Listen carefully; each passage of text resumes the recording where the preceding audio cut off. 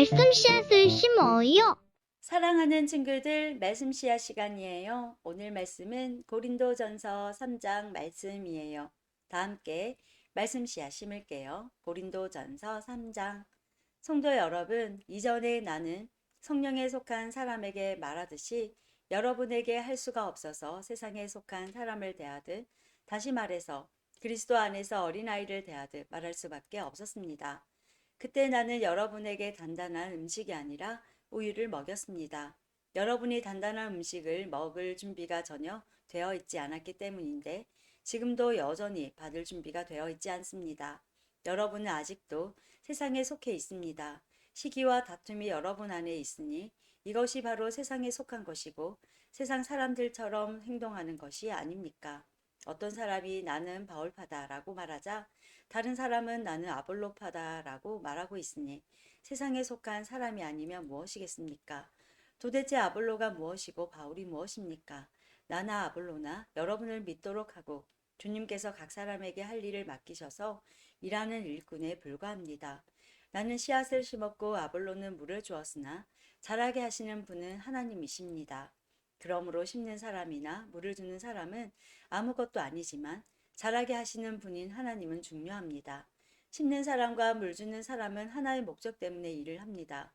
각 사람은 자기가 한 수고만큼 보수를 받을 것입니다. 우리는 하나님의 동력자요, 여러분은 하나님의 밭이며 하나님의 건물입니다. 나는 하나님께서 내게 주신 은혜대로 유능한 건축가처럼 기초를 놓았습니다. 하지만 다른 사람들은 그 위에 건물을 세우고 있습니다. 그러나 각 사람은 이 기초 위에 어떻게 건물을 세워야 할지 주의해야 합니다. 아무도 이미 놓여 있는 기초 외에 다른 기초를 놓을 수 없습니다. 왜냐하면 그 기초는 예수 그리스도이시기 때문입니다. 어떤 사람이 이 기초 위에 금이나 은이나 보석이나 또는 나무나 풀이나 집 등을 이용하여 건물을 세울 것인데 각 사람이 일한 성과가 드러나게 될 것입니다. 그날은 불로 나타나기 때문에 일한 것이 밝히 드러날 것입니다.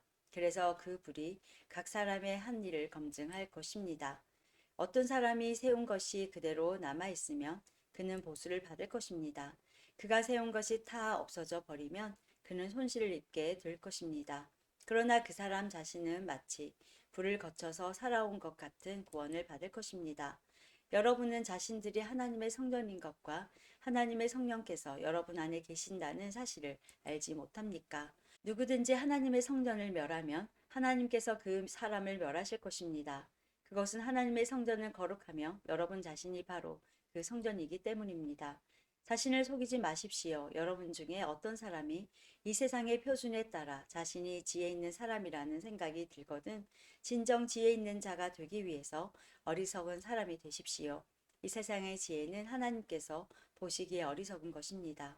그것은 성경에 하나님께서 지혜 있는 자들을 자기꾀에 빠지게 하신다고 기록되어 있으며 또한 주님께서는 지혜 있는 사람들의 생각이 헛되다는 것을 아신다고 기록되어 있기 때문입니다.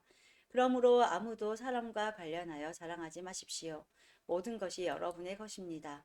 바울이나 아볼로나 게바나 세상이나 생명이나 죽음이나 현재 일이나 장래 일이나 할 것 없이 모든 것이 다 여러분의 것입니다. 그리고 여러분은 그리스도의 것이며 그리스도는 하나님의 것입니다. 오늘도 말씀 씨앗 모두 잘 심었어요. 우리 내일 또 만나요.